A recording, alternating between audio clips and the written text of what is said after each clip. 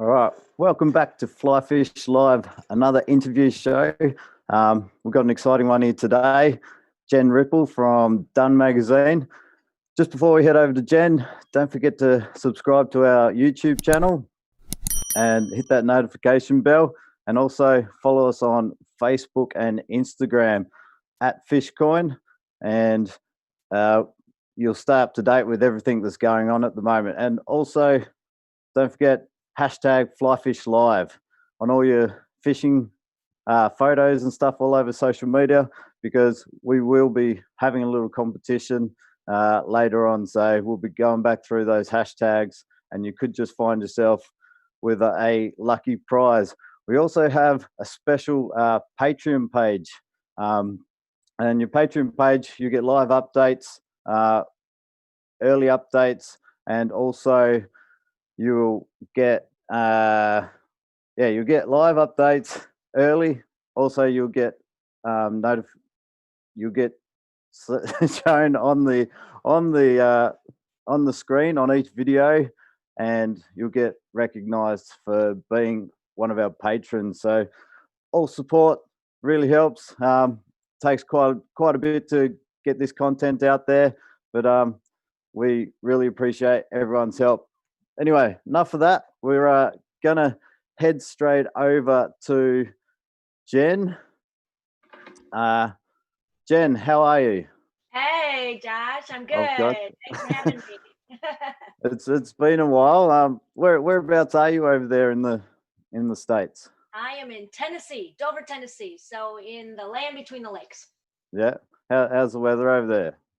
It's beautiful today. It's a beautiful fall day. It's a little cooler than I like. I like really hot weather. So, 70 degrees is a little cold for me, but it's a beautiful fall day with all the colors and everything you'd expect from a fall day in the States. Best time to be fishing. Yes, it is. How are you guys coping with like COVID and stuff over there? Is it getting better or? COVID up. In the area that I live in, you'd never know anything is going on because I live in a really small town where, everybody, it's a teeny tiny little town. And so like you go to the local grocery store and it's business as usual. And, the restaurants are never really that busy to begin with. So everybody's already socially distanced. I mean, I live on 10 acres and it backs up to 180,000 public acres. So I don't see my neighbors anyway, so I've been living a socially distanced life. So apart from the fact that, I've always already worked from home, life has been pretty normal, except that I haven't been traveling as much. And I kind of like that. I'm kind of enjoying not traveling as much as I used to. Yeah. Well, I'm not sure if many of our audience have heard of you yet, but like, tell us a little bit about yourself. Sure. So I'm the editor-in-chief of an international fly fishing lifestyle magazine called Done Magazine. That's spelled D-U-N like the mayfly, not done like, hey, we're done here. Which is funny because when I picked the name, I never really thought about the fact that it would be in all the big box stores.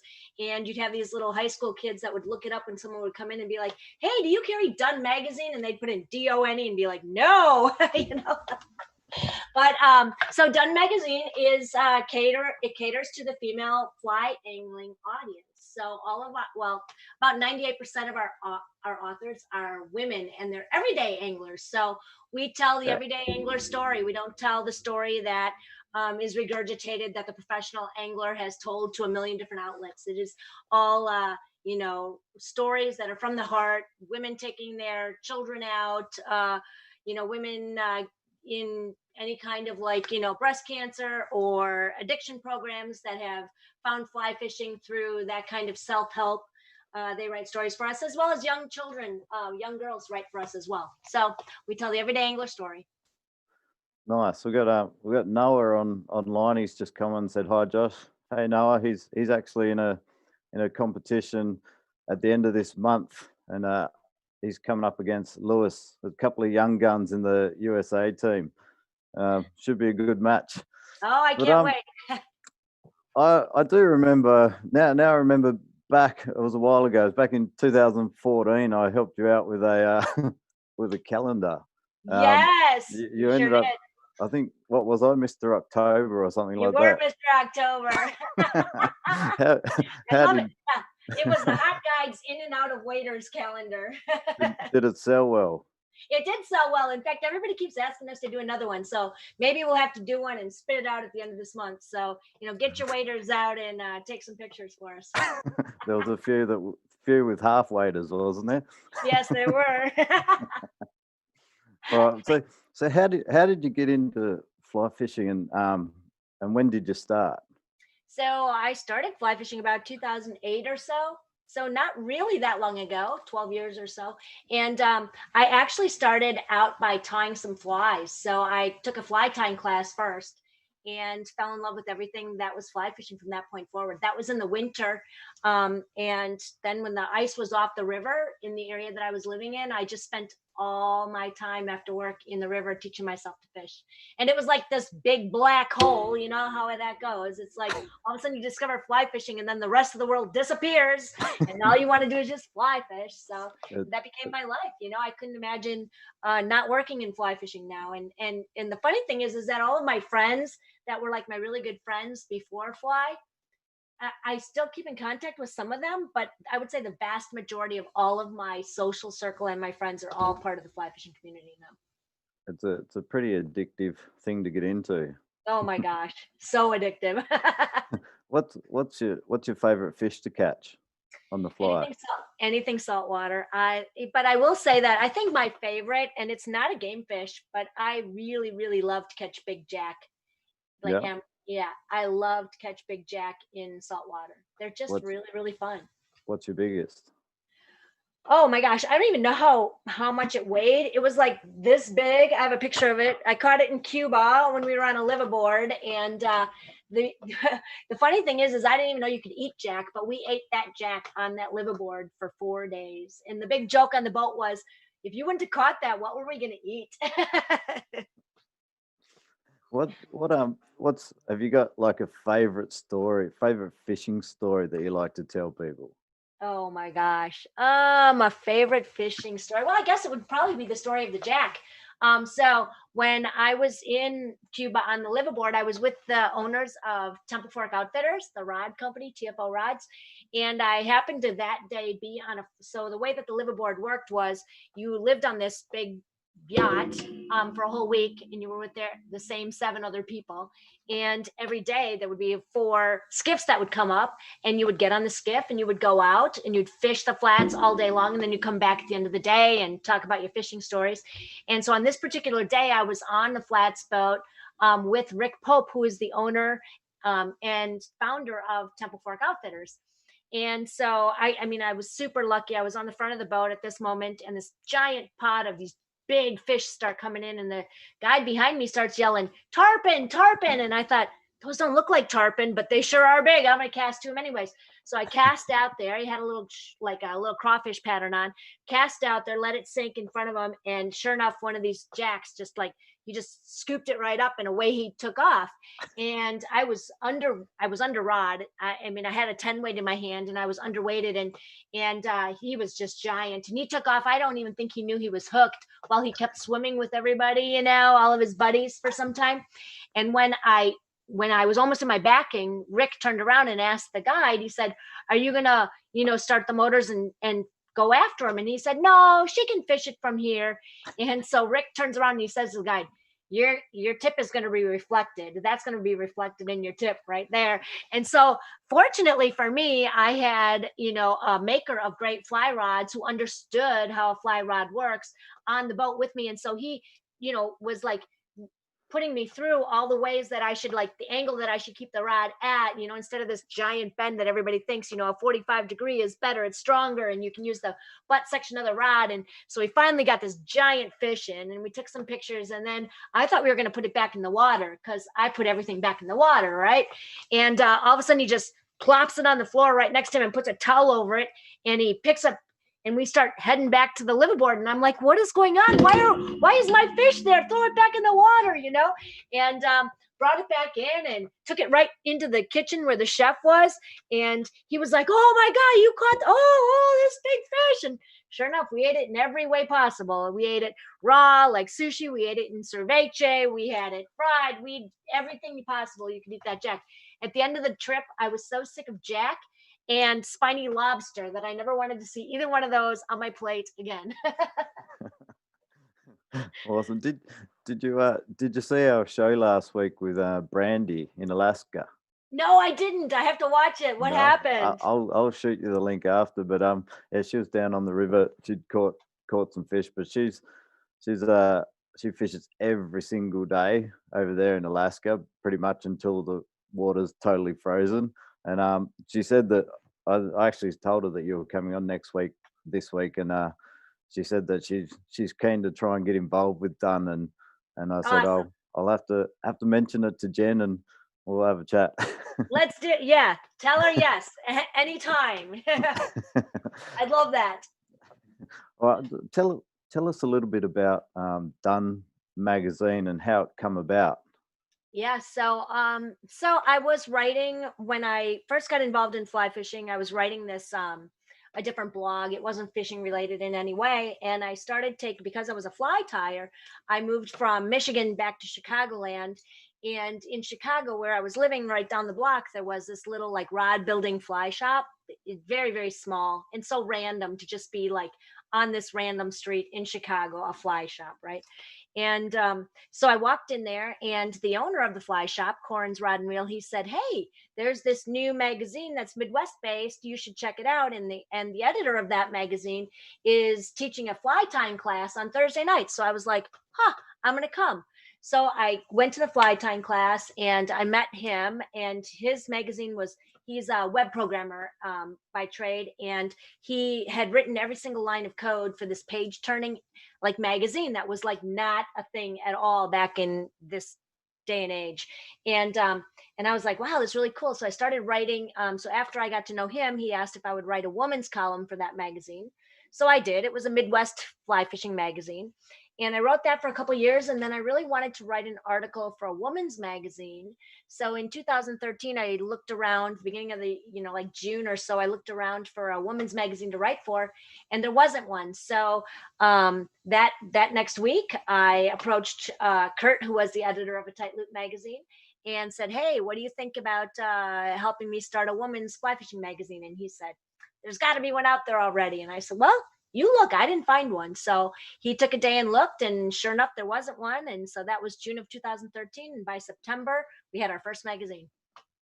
That's awesome. That's Yeah. really, really cool. We've got Paul Hess Uh on. huh.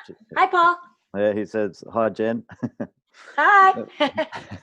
Now we've got do you see with the women's fly fishing, has it been growing in the past few years?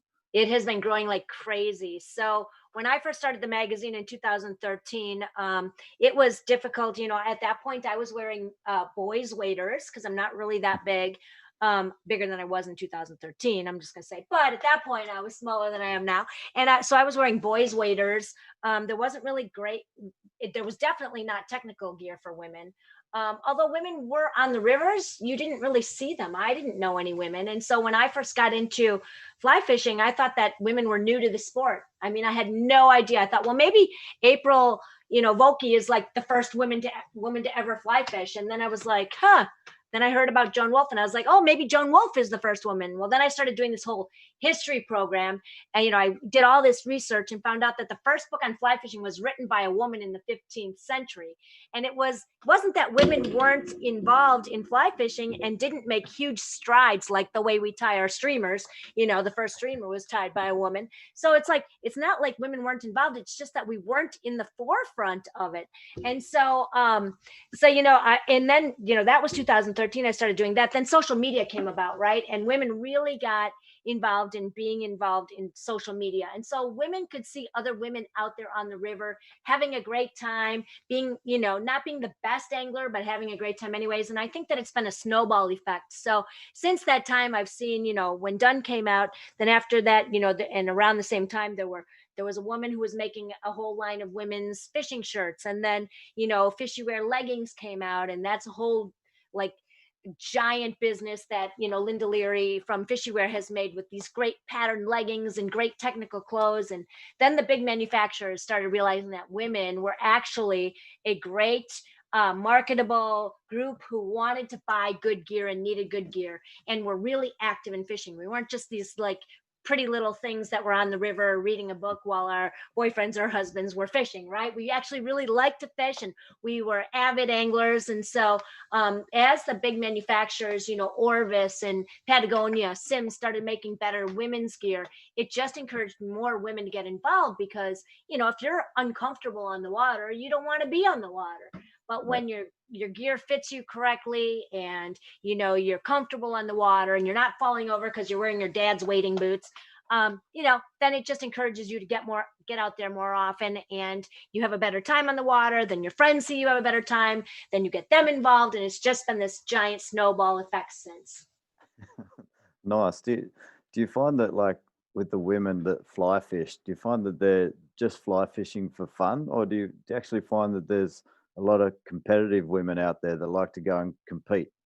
Yeah, so there are a lot of competitive women out there. There is the ladies tarpon tournament that goes on every year in the Florida Keys, and so there are, and there's all these records that you can hold out there. But I find that the vast majority of women who fly fish do it just for the camaraderie and the fun of getting out on the water with their friends.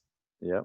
Have you heard of? I think it's next year. It was meant to be this year, the first ever women's. I know there's been a European, I think, but the first women's world fly fishing competition is meant to be on in Norway next year. Oh You my gosh. you be checking that one out? Oh yeah, you know it. I can't wait. What about you? Do you compete in fly fishing comps yourself, or? So the first tarpon that first time I ever fished for tarpon, and the first tarpon I ever caught was actually in the ladies tarpon tournament. And I didn't go. I mean, I had never fished saltwater before. So, I mean, this is like crazy, right? That you would even think that you could go down and compete in the ladies tarpon tournament. But I went because I really wanted to see and meet all these really great women. I knew I wasn't going to win. I mean, there's no such thing as beginner's luck when you're fishing for tarpon. And but I did fight 100-pound tarpon, and it was great fun. But yes, those are real competitive women, and I would do that again in a second. It's quite Good. pricey, and this last year with COVID, obviously it didn't happen. But yes, I love to compete. There's just not a lot of tournaments for women out there, so maybe that's something we need to change. Yeah, we're actually trying to get the women involved with Fly Fish Live, and we've got a spot there for each sector coming up in Series 2. So we're trying to Let's do get it. hold of some girls, and yeah. Ladies, are you listening out there? We're going to get you involved because this is going to be something that's really fun. And so I would love it if you would tell, I mean, all of your audience knows what Fly Fish Live is, but my audience doesn't know as much. Can you tell them a little bit about it?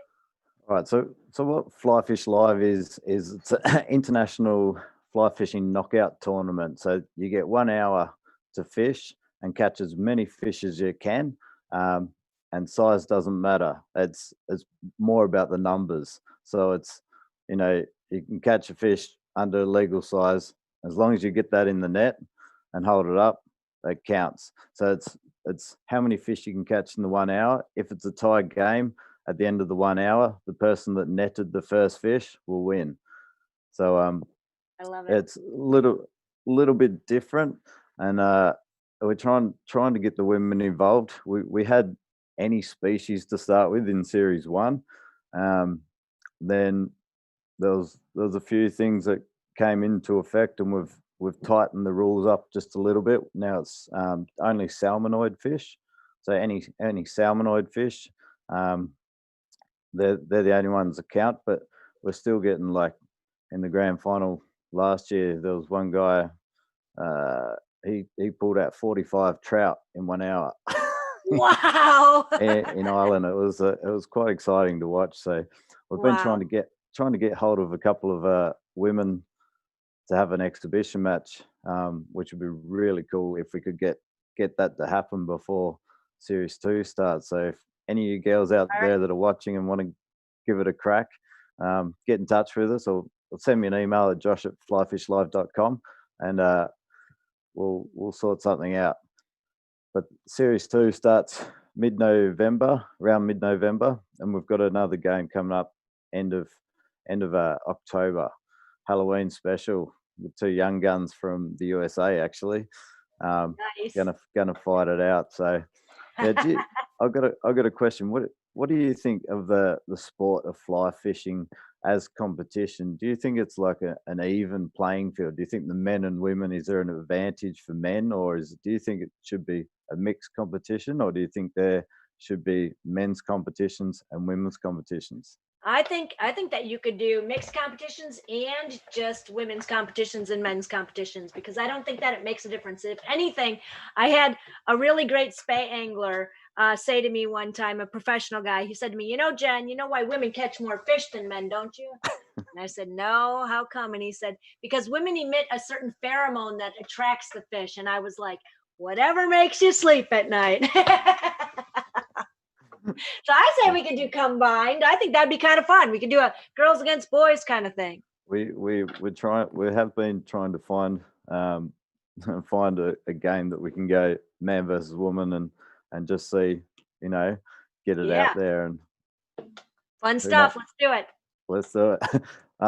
We're also we know that you're really pushing the women's fly fishing. We want to know is there any way? I'm thinking that we should try and work together and help promote the women in the sport.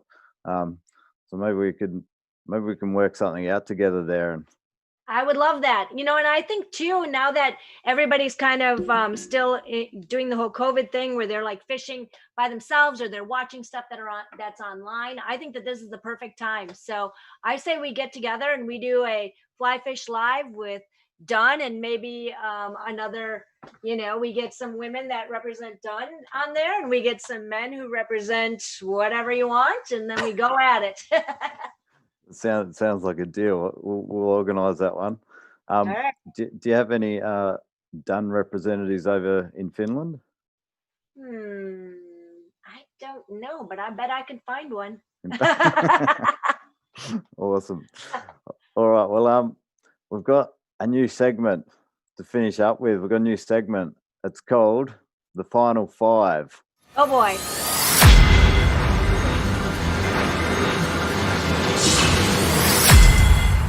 So basically, what I'm going to do, I'm going to ask you 5 questions, and I want you to answer them as fast as you can and as true as possible. All right. Okay. First one. What's a song you rock out to alone? The Summer of '69. Nice. All right. Second one. 3 things you'd take to a deserted island. A bottle of rum, my fly rod, and my favorite set of flies. Nice. Okay, here's number 3. What is the dumbest way you've ever been injured? Oh God, falling out of a drift boat in still water. In still water. Was that after a few beers or? It was not after a few beers. That's the worst part. All right. What number 4? What was the strangest gift you've ever received? Oh my God, the strangest gift I've ever received. Maybe a set of flies, fly fishing related, a set of flies that were meant to be floating flies that had lead eyes on them. It would never ever work. I was like, thank you. That's not how you're supposed to tie that. Were they actually going out fishing with you later on? So yes, as a matter of fact, I was like, we're not going to catch anything on this. So when they don't look, you like put a different fly on and just pretend, right? All right. Number 5. What's your favorite Disney movie? Oh, Beauty and the Beast. Beauty and the Beast. Of course. Nice. I remember, that's because I remember my oldest daughter was just a little shaver when that came out. And she used to put her hair like Belle did. And she used to dance around the house with a basket in her hand, just like Belle. And she knew every single word to every single song and the whole dialogue. She knew all of it from beginning to end. And I think she was 4. Awesome. Well, we're gonna wrap it up now, and well, thank you so much for your time. Over there, it's just about dinner time for you, isn't it? It is, and it's like the middle of the night for you. Yep. But thanks so much for your time, and we'll stay in touch and get onto this promotion of this women's stuff, and we'll try and get a women's game in there as well. Sounds great. Awesome. Well, thanks again, Jen, and it was great to catch up with you again. It's been too long, but Yeah, we will stay on the line, and we will get in touch with you shortly. sounds good. All right. Well, we want to say thanks everyone for watching, and don't forget to hit that subscribe button if you haven't already, and also don't forget at the end of this month we have a special exhibition match again between two young guns from the USA. They'll be fighting it out on the 31st of October, so stay tuned on our social media stuff, and you'll find out the times for that match very soon. There'll be something put up tomorrow as well. So thanks everyone again for watching, and hope you enjoyed it. Thanks again to Jen, and we'll see you at the next show.